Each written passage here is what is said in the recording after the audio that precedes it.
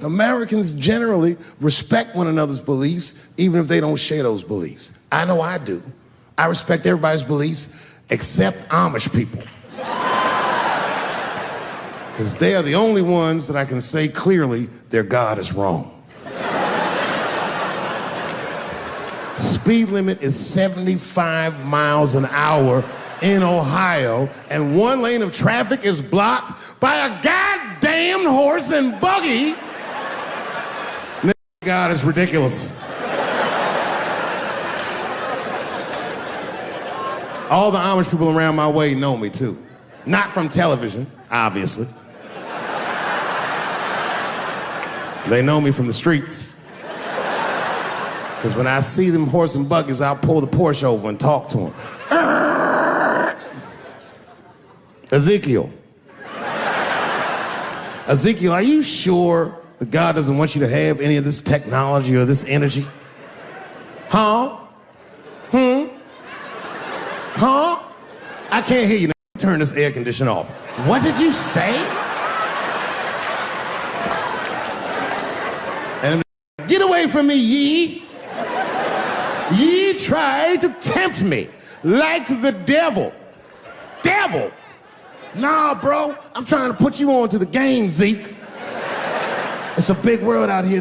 I just went 25 miles in 30 minutes. That's a day's journey for you. You don't even know what the weather's gonna be tomorrow, do you? I do. You don't even know that there's a valuable Pokemon right on your shoulder. Ta-ta! Then I drive away. Huh? Oh, my vape pen? You want to hit my vape pen? Oh, sorry. Trying not to get herpes. My bad. I've been playing cat and mouse with herpes for 30 years now, but every night I go to the club, I'll be like, not tonight, herpes. No disrespect. I'm not saying you have herpes. I'm just saying 1 out of 5 people do. So let's just all be careful around this motherfucker. Make sure that we leave with the lips we came with. How old are you, young man? You.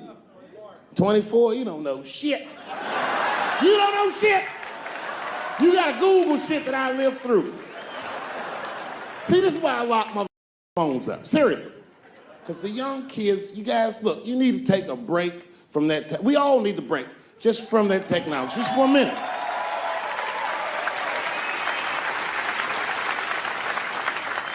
You know, I'm from a different time, young man, a dark time to you. I'm from a time that I didn't even used to know who was on the phone until I answered the shit.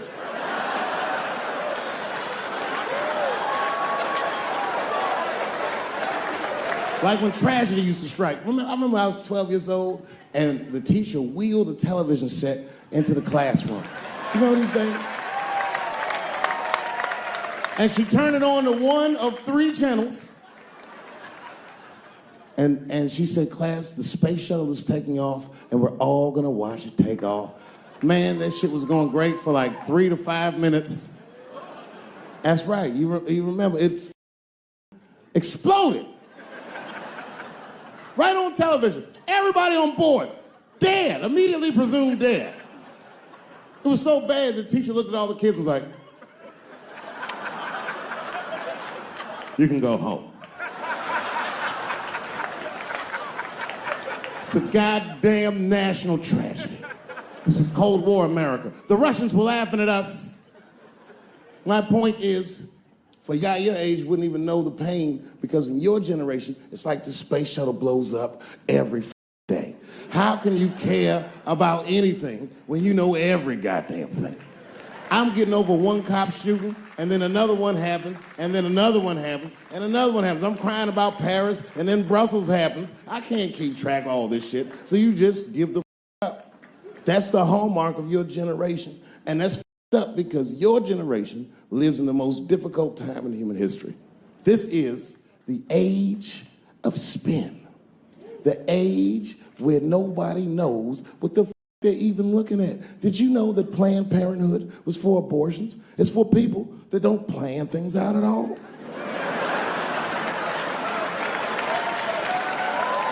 That's right. So a guy your age doesn't really know how he feels. Are you pro-choice? Are you anti-consequences? What does it all really mean? It's easier not to care for you. But for us, we were trained to care. We were raised that way. I used to watch a cartoon when I was growing up called the Care Bears.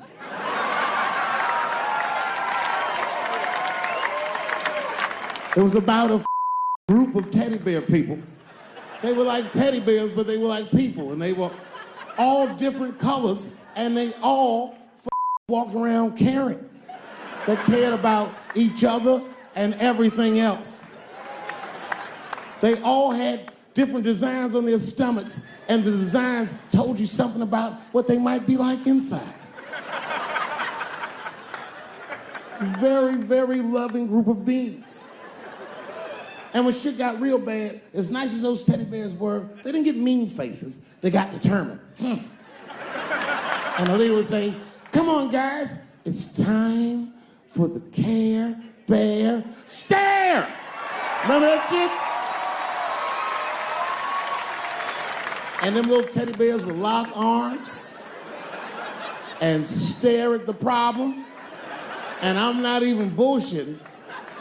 Actual love would shoot out of their chest and would dispel anything that was up. And when we grew up, we wanted to be like those bears. And then we got our hearts broken.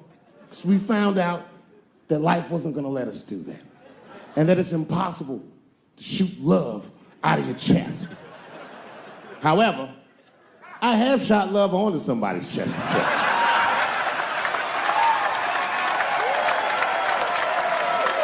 I do it all the time. It's the next best thing. There's a trans woman sitting in the audience. This is a true story. This was like a few weeks ago. I did 6 shows that weekend. This trans woman came to 4 of them. Calls herself Daphne. Man, this chick Daphne was in there cracking the up at everything I said about everybody. It was amazing. She was laughing, and it was fun to watch her laugh. You could tell she was letting go with something that was heavy, and she'd throw her head back, and she'd smile with all her teeth. She was having a great time. And the more fun she had, I felt bad, because I knew I had some trans jokes to unload. And I thought to myself, maybe I shouldn't say these jokes, because I don't want to, like, her evening up. She's having so much fun. But then I thought to myself, well, if I can't say it in front of her, should I say this shit at all? So I let her rip. And to my surprise, Daphne laughed harder at the trans jokes than anybody in the room. In fact, everybody in the room would look at her to make sure it was okay.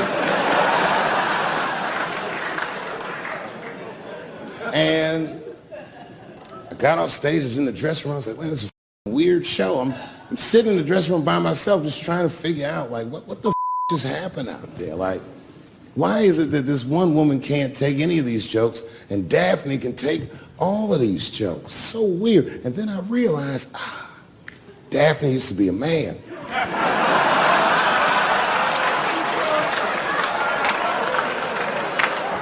So now I go out of the dressing room and like you can see like all the staff was there like cleaning the club up, the audience had gone, and sitting at the bar by herself was Daphne. And she's like, hey, Dave, come join me for a drink. And I don't want her to think that I'm transphobic or nothing, so I'm like, I guess I could have at least a drink. And we get some tequila and we're sitting there. And she was cool. Turns out that Daphne, she wants to be a comedian. She was asking me for advice, and I told her advice and all that shit. And then she says to me, she says, boy, you sure do get a bad rap for your trans jokes. I said, Daphne, thank you, but you don't have to say that. I hope I didn't offend you. She goes, no. She said, in fact, I read about you in the New York Times. I said, you did? She said, yeah. She said, I thought it was interesting that they blamed you for R. Kelly. They said you normalized him for telling jokes about him. I go, yeah, they said that. She goes, I wonder why they never said that you normalized transgenders by telling jokes about us. And I'd never thought about that. It never occurred to me. And we started making out. And then, like, I reached up just to see what it felt like. I was like, what? And it felt like it. I was just like, What you gonna do if Trump get reelected? what am I gonna do if Trump gets reelected? Probably get a significant tax break.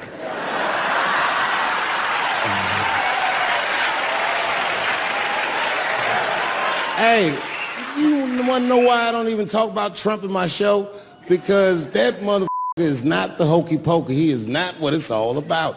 There's millions of people that put him in power, and the ideas that he puts forth are not his own. He's singing poor white people's greatest hits. So why the fuck would I worry about him and not the other millions? Really, you know who I'm gonna vote for next time if things keep going the way it's going is that gay dude. No, Mike Pence.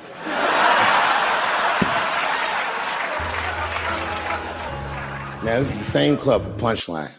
This is 15 years ago, and I had just gotten back from my infamous South Africa trip. And I came to the Punchline just to cheer myself up.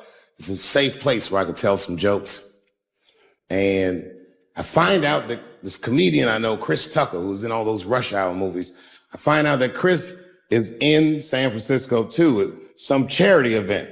So I call him, I'm like, yo, I just saw you at some charity event. I said, I'm doing a show at the Punchline. Why don't you come by the club after your event? He's like, cool, Dave. I thought you was dead. Come by. He says, is it okay if I bring some friends? Because, you know, I'm with a lot of people. I go, man, you Chris Tucker. You can bring whoever the you want. And then I show up to the club late that night. I walk into the dressing room, and sitting in the dressing room is Gavin Newsom, who at the time was the mayor of San Francisco, but now he's the governor of California. And sitting next to him was Kamala Harris, who at the time was the DA of San Francisco. Now she's the senator from California that's front-running on the Democratic ticket. And sitting next to her was Al Gore. It's weird. And sitting next to Al Gore was the guys from Google, Sergey, and I don't know how to say these. All right. And it was Chris Tucker and Ben Jealous, who at the time was the president of the NAACP, who was all just at this big charity dinner, and Paul Mooney was drinking scotch. And we all was just in there. And, you know, at first I was a little uncomfortable when we started talking, and we all got along really well. Well, at some point, Kamala Harris she says to me, she goes, you know, a friend of mine is announcing his candidacy for president tomorrow. I went to college with him. I'm like, what? I go, Barack Obama? She goes, you've heard of him? I'm like, yo, I just read about this dude. And she goes, yo, yeah, blah, blah, blah, we talking. She goes, you know what? She says, let's call him on the phone. I said, what the f***? And she picks the phone up and she dials and she's listening like this. And she goes, this is voicemail. And she gives me the phone, she goes, leave him a message. You know, I didn't know what to say. I just said what you say to any black dude that's running for president. You know, stay low, running a zigzag pattern, this kind of shit.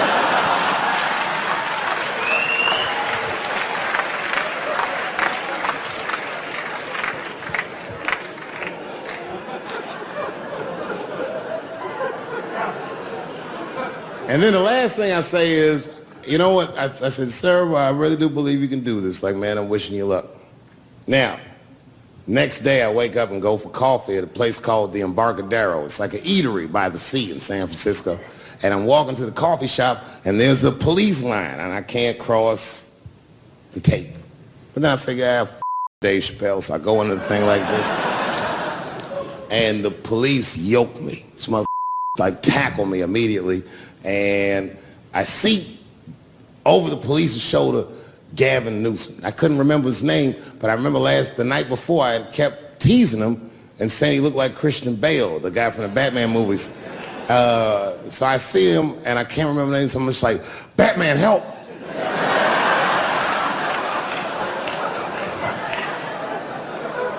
And he stops, he's like, Dave? And then the police see that the mayor knows me, so they all like, oh, sorry about that. And he's like, hey, back up, everybody. And he just picks me up. He's like, I'm really sorry about that. I'm like, I'm fine, don't worry about it. And he's like, listen, I'm here with Prince. Would you like to meet him? I'm like, I know Prince. That's my name. And we go around the corner, and it was Prince Charles, the Prince of England. I didn't know the protocol of meeting royalty. You're not supposed to touch him. I dapped him up like a nigga. Just hugging him and shit like this, dapping him up. And that cool, too. I was like, that's really weird. And then I was just out there in the upside down, not having no TV show, trying to figure life out. And the election was going on in the background. And this guy, Barack Obama, was picking up steam. This motherfucker was killing it. And I had a chance to go to the last debate on the Democratic ticket. And I went. It's me and Chris Tucker sitting in Myrtle Beach, South Carolina. It's the last three candidates. It was Barack Obama, John Edwards, and Hillary Clinton. Now, Obama's a lot taller than Edwards and Clinton, and he had the center podium. And at one point, they're all on stage, and they start fussing, and Obama goes, look, none of us are perfect, like this. And his hands was like this, and there was light shining behind his head, and the other two candidates was looking up in there. And I was sitting in the audience like, this is like Jesus.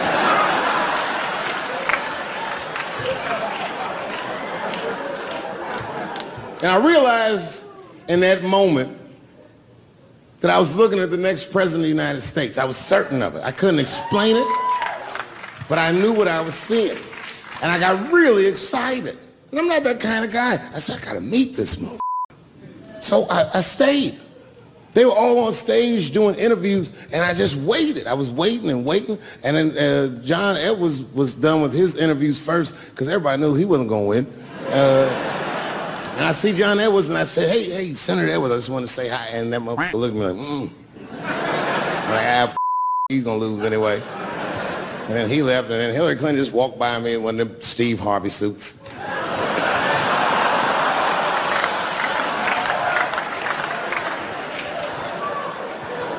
But Obama was taking forever. Everybody wanted to talk to him. When I knew the media saw exactly what I saw, there was no question about it. That was the guy. I waited and I waited, and finally, must have been over an hour and a half, he finishes his last interview. He's like, well, thank you very much. Good talking to you. And he turns around, and we make eye contact. He sees me, and when he sees me, he looks over, he goes, Dave Chappelle. And Obama did me the same way I did Prince Charles. He dapped me out like, And he like bro hugged me, and he pulled me in, and I'll never forget this. He said in my ear, I got your message. Thank you very much, New York City. Good night. The third time I met O.J. Simpson.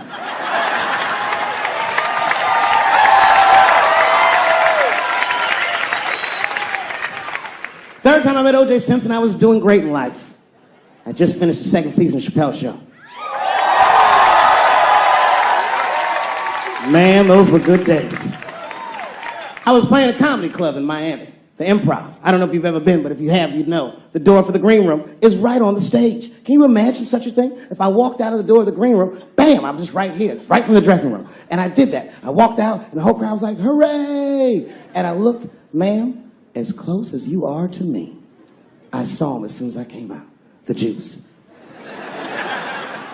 And I saw recognition in his eyes, and it filled me with pride that he knew who I was. I didn't acknowledge his presence because it was a white audience, and I didn't want to start a panic.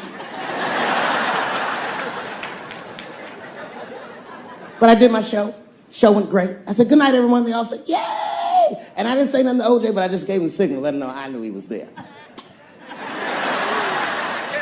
And I walked into the green room, and OJ was already in there. I was like, how the is this possible? I was scared. And then my friends came in, and we all started talking.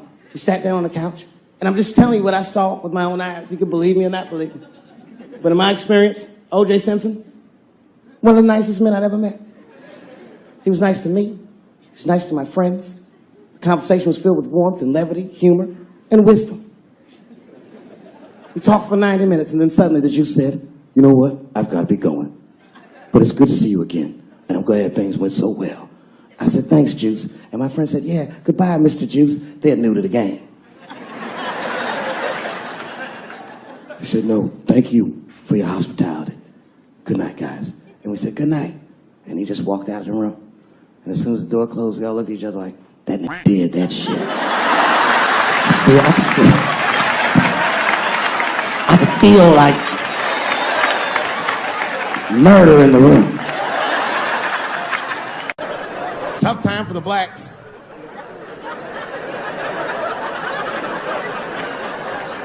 These are not good times for the blacks. I don't know if you know what I'm talking about, right? Police are killing us again. It's a very unfortunate set of circumstances because we were doing very well. You know, America has a racial hot seat. I think we can all agree that that's the truth. And we can also agree that that hot seat is traditionally occupied by African Americans in general, African American men in particular. Although I can see that in recent years, that seat has been occupied by Mexicans, and I dare say Arabs. And we, the black Americans, would like to thank you both for your sacrifice and your struggle.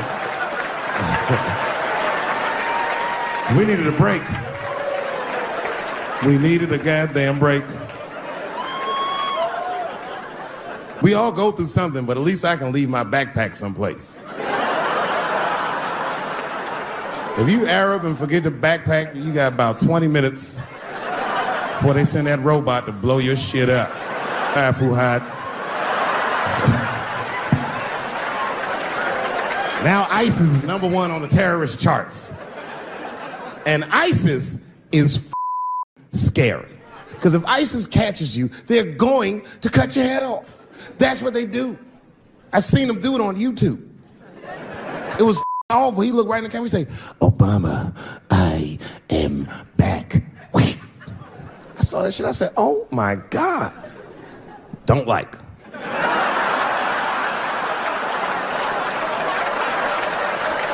How is this guy cutting people's heads off on YouTube? I can't even post a dick pic, and this mother is decapitating people. I'm gonna have to change my settings.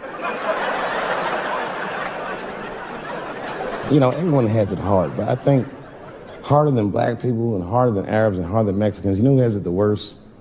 Fat black people.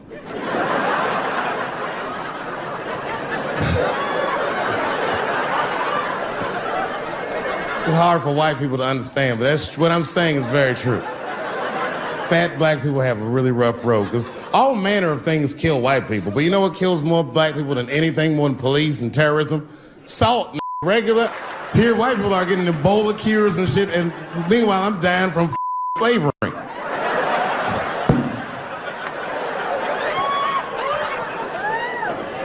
Look, honestly, I'll stop talking about it. Let me say this, though.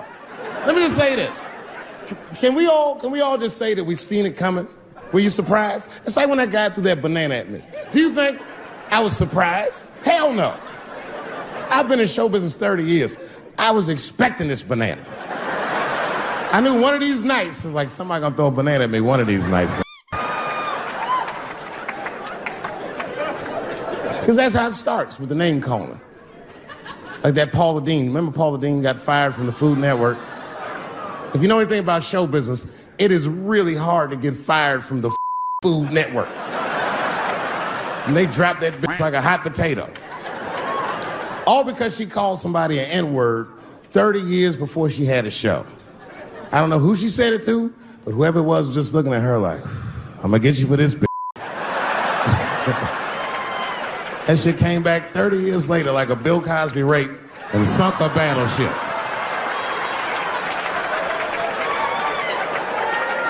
And every black person was mad, but we weren't like that mad. I was just like, well, how's this bitch gonna call me a when she taught me how to fry chicken? That's not fair.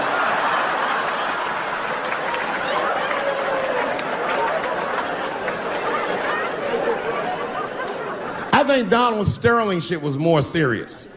Remember Donald Sterling? He used to own the Clippers, and then he got caught on a secretly recorded tape saying some very unsavory things about African Americans. And there's a lesson in that for all of us. The lesson is, if you are old and white and racist in this great country, whatever you do, don't tell your black girlfriend about that shit, because that's who made the tape. She recorded all that shit, and the tape was terrible. He was like, stop bringing these black guys to my games. First, we're all confused, like, well, how the are you gonna have a game without us?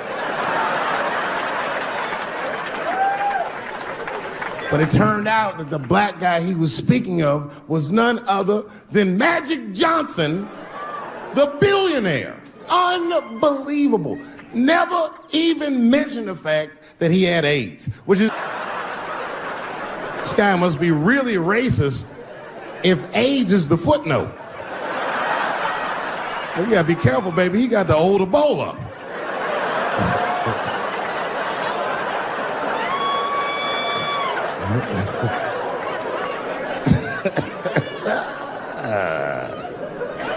You can say what you want about that girl, but I'm gonna tell you right now, she is a goddamned hero. Because you might have thought these things were happening before, but now you can see it all in front of you without a shadow of a doubt. That shit actually went down. She sucked that old guy's dick. She really took one for the team on that one. It's really gross. This dick is like 80 years old. It's like tasting history. Like 5 wars on it, civil rights movement, Great Depression. This guy's been from 40 years before Bill Cosby's first rape. This is a very old man. It's a very old penis. But all that shit is still, it's just name calling. Like, name calling does not break the modern black man. That's not gonna do the trick. I don't give a about that. Like, if I went to Kentucky Fried Chicken, Ku Klux Klan, hood on top of their head, what do you think I'm gonna do in this day and age? Run out Kentucky Fried Chicken? Not if I'm hungry. I'll go straight to the front. Hey, man, let me get a 2-piece. I don't give a what he says. You want a biscuit with that? I thought it came with a biscuit. What's all this attitude? I want a 2-piece. Chop, chop. You know what it is.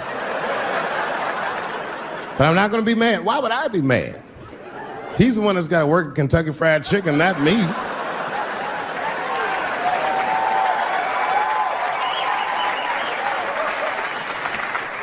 Well, how about this? What if I lived in Austin and I had a white girlfriend? It's possible in Austin. As a matter of fact, some people say it's necessary, but that's not the point.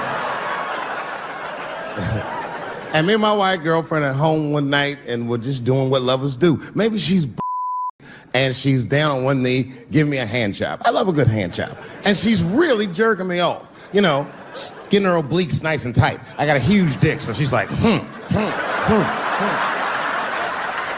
And I'm like, wow, this really feels wonderful. I think I'm gonna come. I know, that's a tough one. But what do you think I'm gonna do? Hey!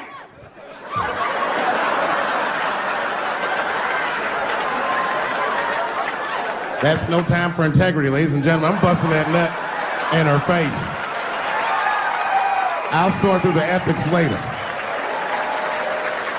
But I'm what they call a man of his word. If I say I'm coming, I'm coming. I don't give a what happens. God forbid somebody could shoot me. If I say I'm coming, it's still like, oh.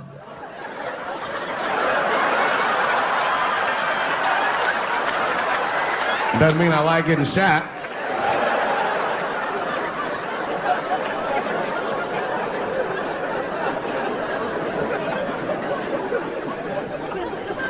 Boy. Yeah, tough time for the blacks. I'm not gonna say nothing about the police. I'll leave that for Chris Rock. True joke. I mean, it's not true, but I had read in the paper that Caitlyn Jenner was contemplating posing nude in an upcoming issue of Sports Illustrated. And I know it's not politically correct to say these things, so I just figured, it, I'll say it for everybody else. Yuck. Oh, sometimes I just want to read some stats. I don't know why you're gonna cram some man in the middle of the sports page like this. I just didn't think that was the place for it. But I wasn't saying anything like Caitlyn Jenner's a bad person. I'm not mad at her for doing it. Not even mad at Sports Illustrated. If I'm mad at somebody, I'm probably just mad at myself. You understand? Because deep down, I know that I am not strong enough to not look at those pictures.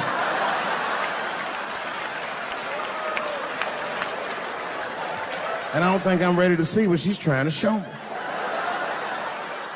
So Caitlyn, goddamn it, if you go through with this thing, you better go hard or go home. I want you to go all the way. Hustler style. Do you know what hustler style means, miss? That means spread the lips.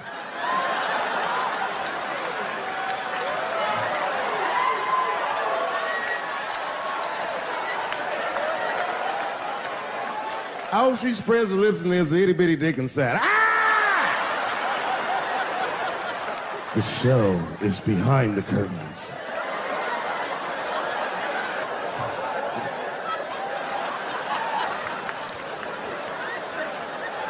I don't know what I said that upset that person.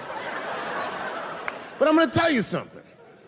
When I read that letter, and the moments after I read it, I did something that many black men in America do not have the time or the money to do.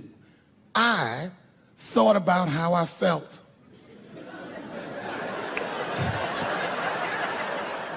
Asked myself a very basic question that I don't think I ever directly contemplated. I said, man, Dave, if you're writing all these jokes, do you have a problem with transgender people? And the answer is absolutely not. You guys think I am? I don't understand all the choices that people make. But I do understand that life is hard and that those types of choices do not disqualify you from a life with dignity and happiness and safety in it.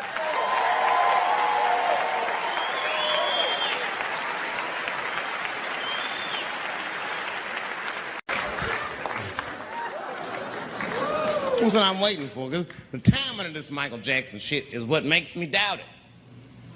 Every time there's wars going out of control, or the economy is bad, or something is wrong with the world at large, it's always these moments in history that Michael Jackson will coincidentally jerk off a kid. This is getting ridiculous. Like, are you planning this shit? Do you have meetings? Michael, thank you for coming. As you know, Michael, the war's not been going as well as we expected. There's been a lot of hiccups, and the public is asking us a lot of questions, of course, and, well, Michael, there's no nice way to say this, and all I know how to do is be direct, so let me just be direct. We're gonna need you to jerk off another child, Mike. I'm sorry. I am sorry. But it would really help out. Or maybe he did it. Who knows? Who knows? That's the thing. That's what I wanted to say. Who knows? Who the knows? Mike, God, and this little boy know. That's about it. That's about it. The only reason that I can even talk about this shit is because everybody is speculating. They all think he did it. And I don't think he did it. I'm alone in this. I don't think he did it. I'm not going to say I don't think he did it. That's too strong.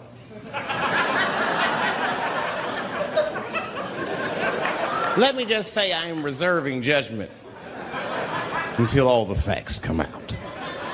But so far from what I heard, I mean, the kid said he was dying of cancer. He was in Make-A-Wish Foundation. He claims he had 2 weeks to live, and it was his dying wish to meet Michael Jackson.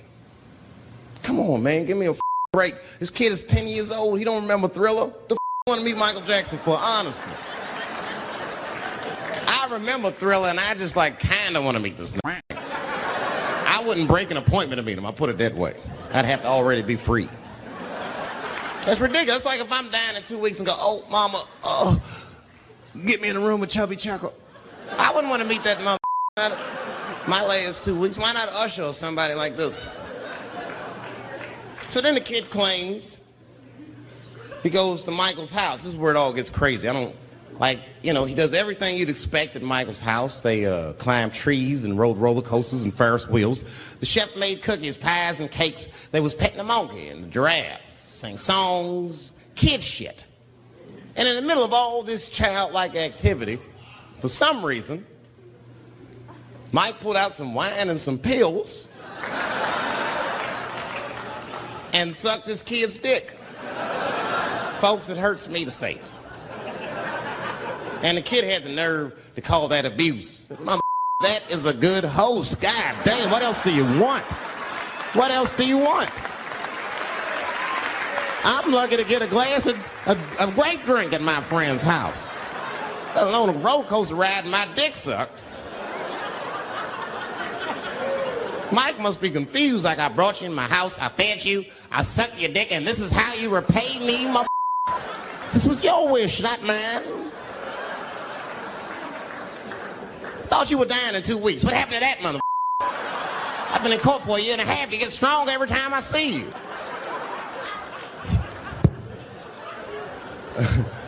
I shouldn't even say this. Wouldn't it be some ironic shit if they found out through this case that the cure for cancer was Michael Jackson sucking your dick somehow? Like if Mike had powers like Green Mile and all the kids like, please, Mike, suck our dicks. Never again. He didn't appreciate it. Can we at least study your saliva? Please, Mike.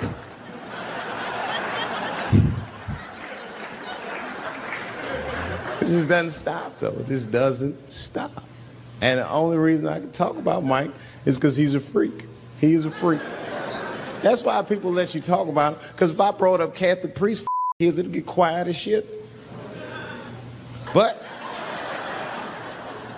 when Michael Jackson does it, it's okay because he's a freak. His face is all cut up. But just remember, when you look at that thing that he calls his face, that he did that for you somehow. Somehow he thought maybe it'll help. Maybe people will like me more if I turn myself into a white, ghoulish-like creature. I don't know what the it is, but he did it for you. And I appreciate the gesture, Michael Jackson. If you're watching this, I appreciate that gesture, and I want you to know, everybody, Dave Chappelle understands. Because you want to know something? I'm getting some work done. Surprise, yes. Nothing major. You would never know if I didn't tell you, but it's some shit I'm insecure about that I want to work on. If you must know, I'm getting Botox done on my balls to get these wrinkles out. Finally, I'll have these shit smooth as eggs. No, I can't wait. I cannot wait. And I'm not stopping there. That's just phase one, baby. I'll be like Bob Vila, these old balls. I'm fixing them up. I'm plucking all the hair out. I gotta make room. I know this. I gotta make room. I'm gonna tattoo a gangster face on them. Mean expressions like this. And then I'll grow the hair back on the bottom so they got beards like me. And then I'm hitting that beach and looking for ball suckers. I'm gonna wear some high shorts just like this. And walk up to women with a confidence I've never had before. Pardon me, miss. I don't mean to be rude. But do you suck balls? Excuse me? Miss, relax. You didn't even let me finish. Do you suck these balls? Oh my God, those balls are as smooth as eggs. Yes, I'll suck them. I've played this scenario out in my mind a million times, lady. That's how it always ends. Yes, I'll suck those balls. What can I do? They're going to put me in jail. Society's changing rapidly. Can't smoke indoors. What the was that all about? I got kicked out of titty bar for smoking. No, that shit was ridiculous. The stripper did it. The stripper came up like, your smoking is a health risk for me. I don't want to work in this kind of environment. Spit you of your gonorrhea-infested pussy in my face. You started it.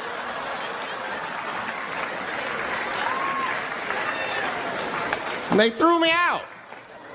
It's the dirtiest place I've ever been thrown out of. And just to give you an idea of what I mean by dirty, lap dances at this place, $3.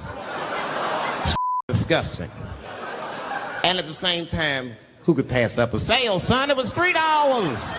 Of course I did it. It's only 12 quarters. Said, I'll break a 5 for that.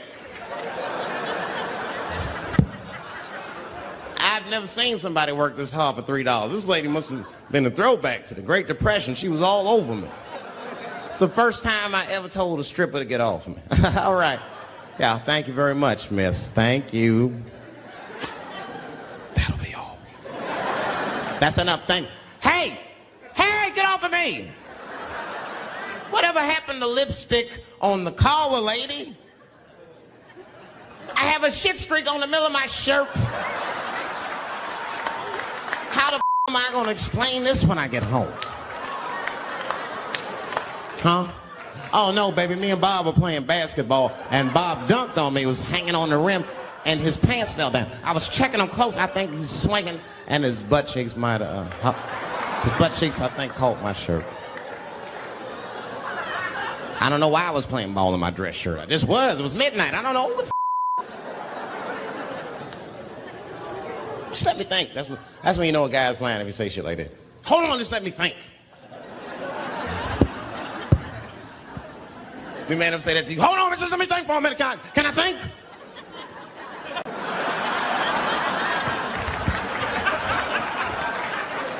You guys, man, thanks, man. It's been the best year of my career.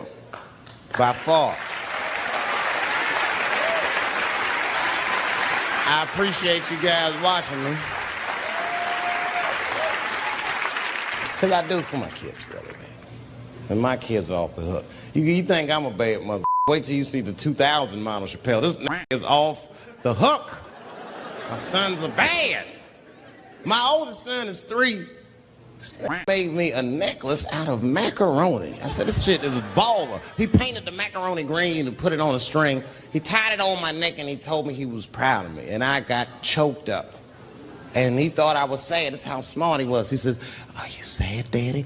And I said, no, I'm not sad. You're too young to understand this, son, but this is crazy. You used to live in my balls, man. Now you making jewelry out of macaroni. You a bad mother. Long live Chappelle's.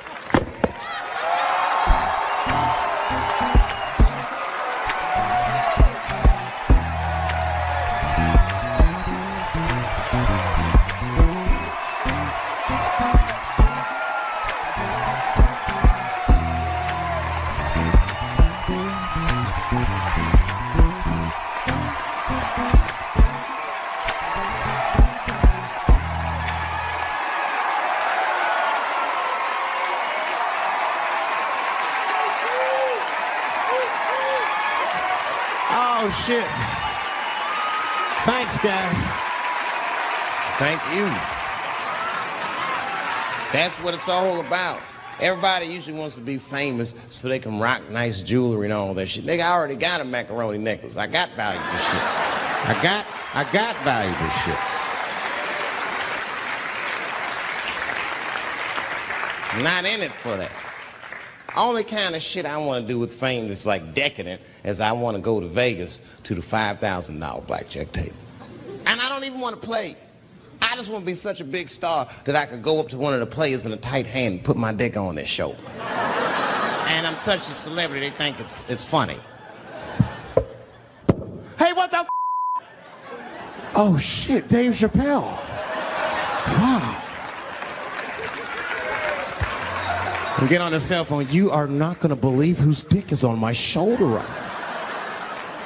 And this guy's balls are smooth as ass. He's had some work done. Couldn't.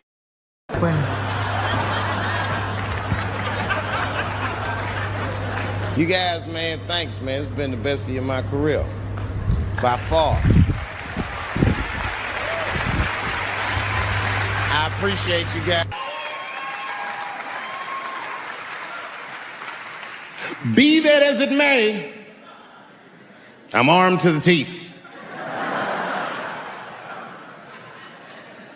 First gun I bought was a 12-gauge shotgun.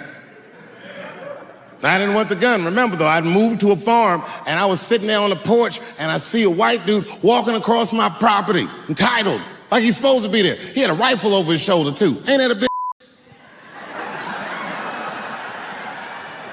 I said, what the is this guy doing on my property? I was mad as shit, but I was unarmed. So I ended up just waving to this motherfucker.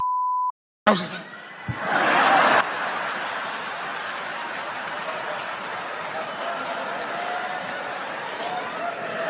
and as soon as he got far enough away, I ran to my car and sped to Kmart.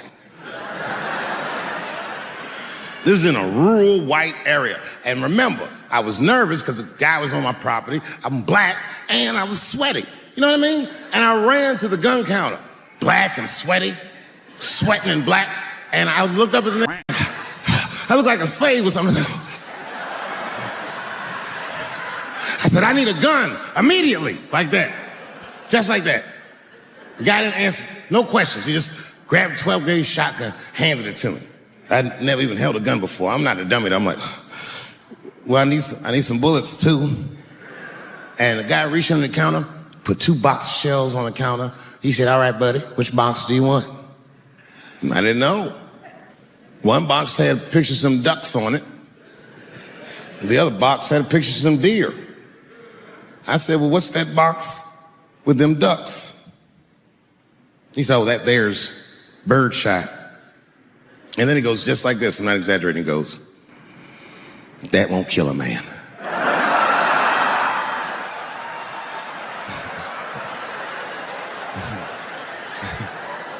He said, it'll just pepper him up nicely. I said, what the pepper? You know what it means to pepper a mother up?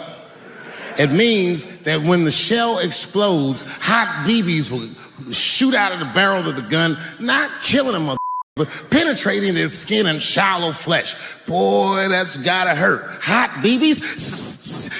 Ha, ha! Remember when Dick Cheney shot a mother face and he lived? That was birdshot. I said, well, what's that box with the deer on it? He goes, oh, that there's buckshot. That'll put a hole in the goddamn truck if you wanted to. So which box do you want? And he picked the one with the deer up and shook it.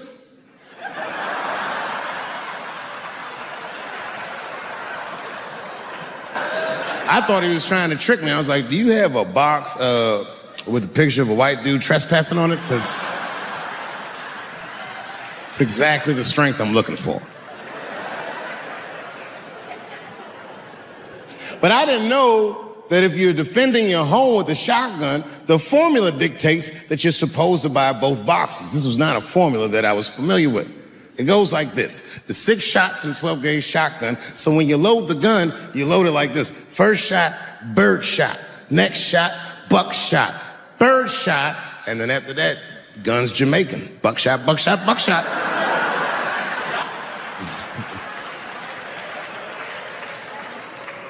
She got to picture it, okay? Like, say I'm in bed and I'm sleeping, and suddenly my wife wakes me up. David, wake up. And I'm like, oh, look who's come around. And I pull my dick over the top of my pajamas.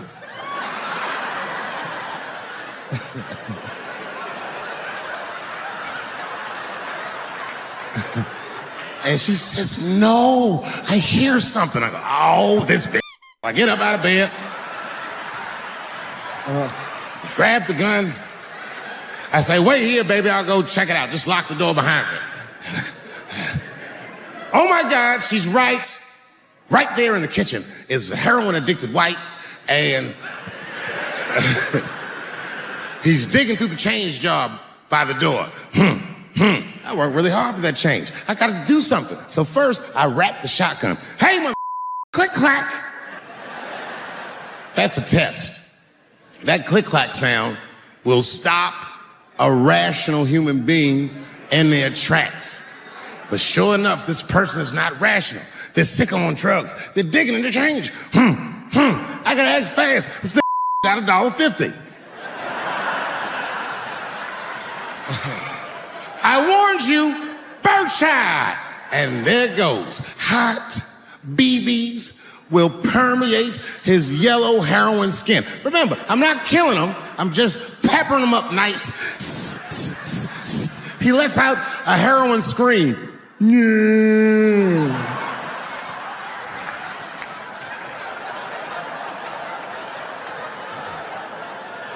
And that should be the end of it. But, I miscalculated. While he's on the ground screaming, I noticed that his teeth are horribly miscolored. That's not heroin at all, is it? That's crystal meth. He pops right back up unscathed. Roar! Time for the heavy stuff. Clack, clack, buckshot! And then if he got a friend with him, I got one more bird shot left. And I repeat the cycle. After that, slugs for everybody. And I'll be in a kitchen full of dying heroin addicts saying stupid heroin last words. You shot me, bro. Oh, it hurts, man. It hurt. The last words are always the dumbest words. Like, why is...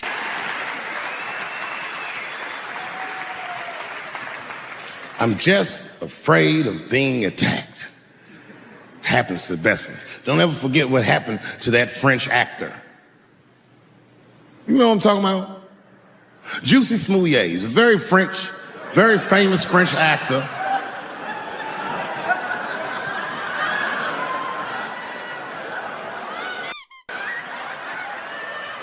Y'all never heard of Juicy Smouillet? Juicy Smouillet is an actor from France.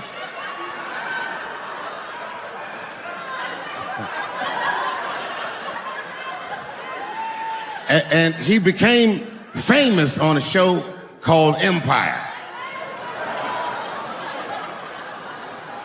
One night, he was in Chicago late at night and was the victim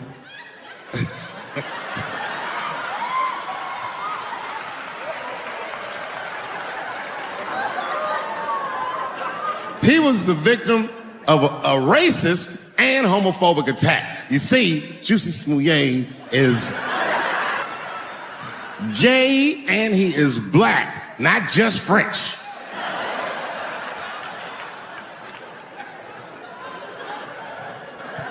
Oh, it was a crazy story. Apparently, when he was walking down the street late at night, two white men came out of the shadows with MAGA hats on and beat him up. Tied a rope around his neck, called him all kinds of niggas, and put some bleach on him and ran off into the night. This shit was like international news. And everybody was furious, especially in Hollywood. It's all over everybody's Twitter feed and Instagram page. Justice for Juicy and all this shit. The whole country was up in arms. It was talking about it all the time on the news. And for some reason, African Americans, we were like oddly quiet. We were so quiet about this shit that the gay community started accusing African American community of being homophobic for not supporting him. What they didn't understand is that we were supporting him with our silence. Because we understood that this was clearly lying.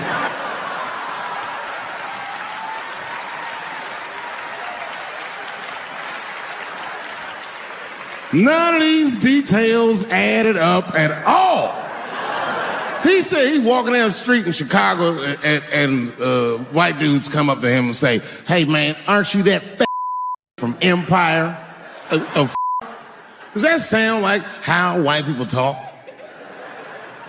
I know white people. They don't talk like that. Are you that fat from Empire? They would never say that. It sounds like something that I would say.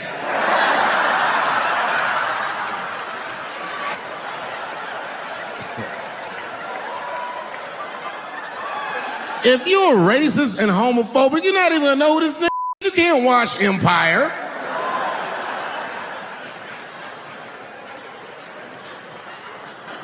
Black people never feel sorry for the police, but this time we even felt sorry for the police. Can you imagine if you was a police veteran taking this kid's police report? Okay, Mr. Smouye, please tell me what happened.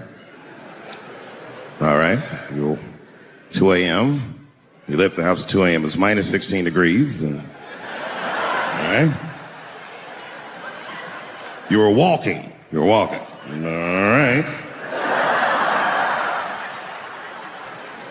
And where were you going?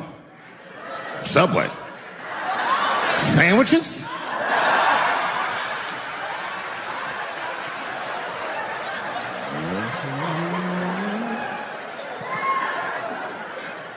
That's when the men approached you? Did you see them? Do you have any? Okay, what do they have on? MAGA hats. MAGA hats on in Chicago.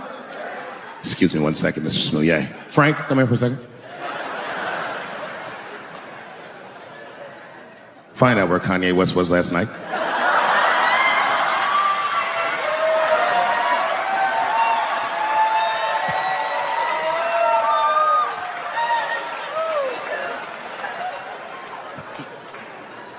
Such a outrageous story. He said they put a rope around his neck. Has anyone here ever been to Chicago?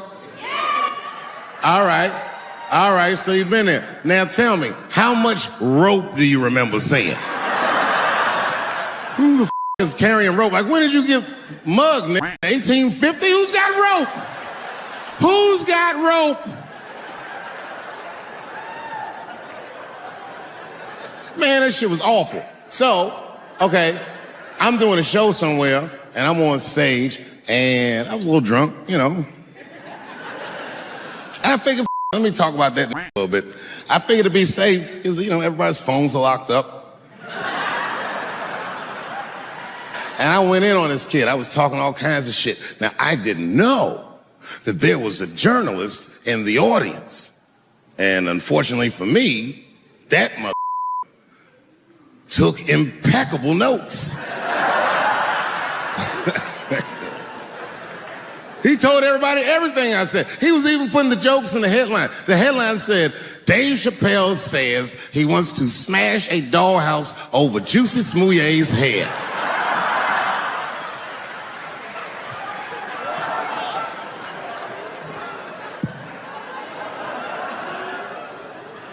And I thought for sure when I read that headline, I said, well, that's it for me. I'm canceled.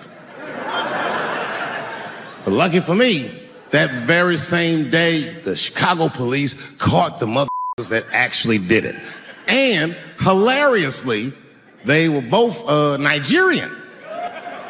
Not only were they not white, they were very, very black. They were Nigerian, which is the funniest shit. The whole story is funnier now. This is MAGA country. You fuck. You fuck. You know who I feel real bad for is Indians. Everybody feels bad for Indians. They get dogged openly because everybody thinks they're dead. These motherfuckers are not all dead, all right? With my own eyes, I've seen a gathering of 1,500 Native Americans. They were all gathered in one place. The place is called Walmart in New Mexico. There's Indians everywhere. I'd never seen Indians before. I wasn't even sure if they were Indians. It's up, but I asked one of them. It's not nice, but I seen him in the sports section looking at bows and arrows. I had to say something. Excuse me. I don't mean to be rude.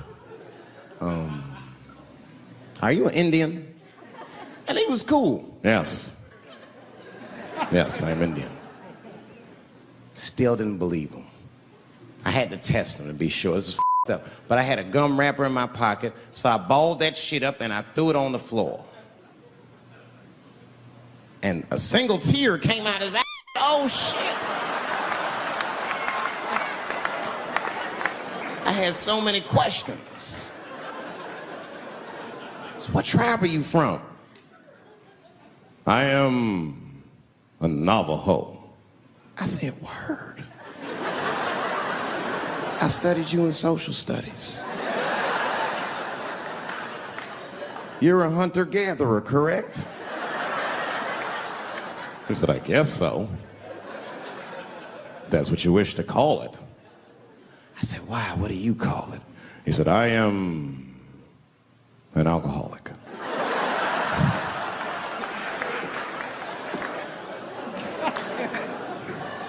I said, well, what's your name, dog? He said, please. Dog is my cousin. That was a good guess. My name is Running Coyote. What is your name, friend? And that shit caught me off guard. I mean, I didn't want to say my name was Dave to a mother named Running Coyote. This don't feel good enough. He just put me on the spot. I said, huh? My name, what? Oh, my name's Blackfeet. Then I changed the subject. Forget about me. What's going on with you? I want to meet your chief. Why don't me, you, and your chief and your friends get together tonight? We could have a real live peace pipe smoking ritual. We need to celebrate. I thought you were dead. And he set it up. It was beautiful. It was just like I dreamed. We was all sitting around. Them Indians was beating the drum. Some other Indians came out the back with a long blanket that was folded in half and put in front of us. Open that shit up, and on the blanket was a long wooden pipe with feathers. And bags of weed were all over the blanket. Chief walked over.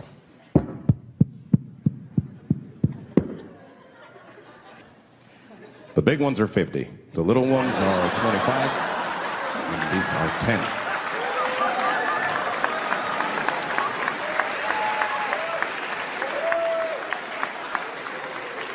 Me and those Indians got high as shit. I was baked. I told the chief, he was talking, I cut him off. Time out, chief. Sorry to interrupt. Smash, man. The weed's too strong. I'm itching. This is PCP. The spirits have got me. Chief, the spirits have got me. And the chief threw some water in my face. Calm down, blackface. Splash. I said, hey, it's Blackfeet, mother. Take it easy.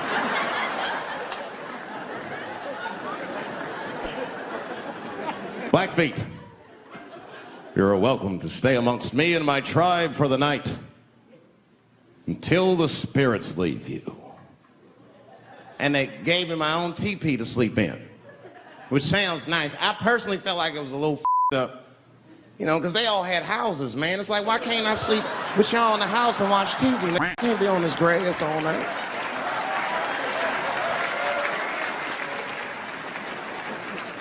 Yeah, Indians is rude, man. Everybody's rude. Indians, they eat nasty food. All they ate was corn and shit. Doritos, I think they call it.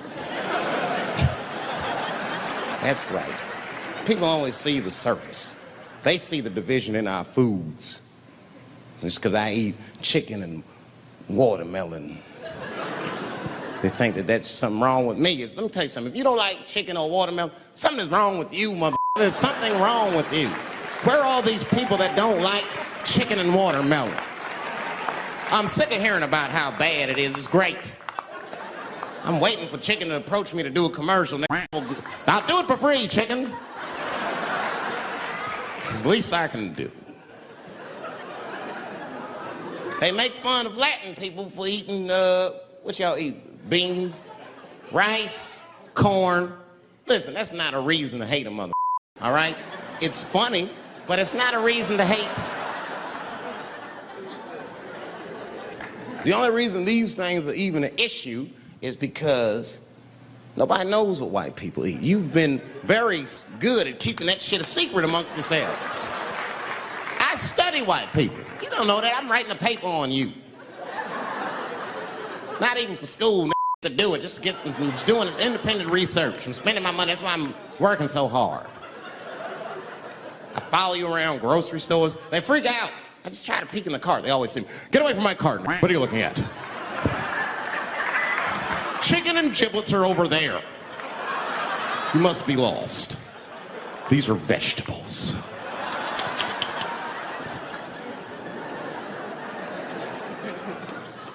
I know what you drink. See how quiet it got?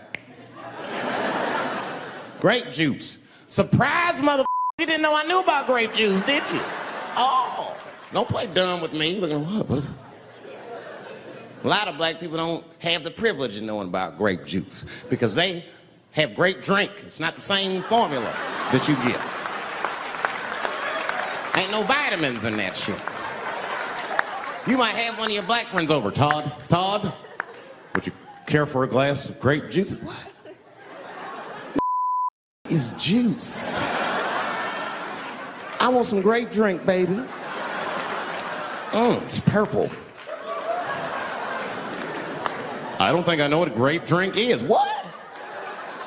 I have some apple juice if you want. What the is juice? I want some apple drink. Scream.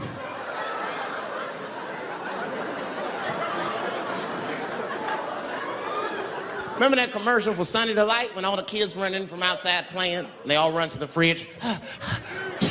All right, I got some purple stuff, some Sunny D. As soon as you say Sunny D, all the kids go, yeah! Watch the black kid in the back. If you ever see that commercial again, look at that black kid. He'd be like, I want that purple stuff. That's drink, it's drink. They want drink. I want all them vitamins and drink. Sugar, water, purple. That's the ingredient, sugar, water, and of course, purple. It's too much. I got a lot of things to talk about tonight. First of all, I've stopped smoking weed. With black people, you didn't let me finish, mother. God damn. I'm sorry, black people, to break the news so publicly, but I can't smoke with you anymore. Every time I smoke weed with my black friends, all you talk about is your trials and tribulations. I'm sick of that shit. I got my own problems. That's a waste of weed. I'm smoking weed to run away from my problems, not take on yours. From now on, I smoke weed exclusively with white people. Calm down, mother. You win by default. You got good weed conversation. All white people talk about when they get high is other times that they got high. I can listen to that shit all night. Dude, remember at Frank's last week? Smashed, man.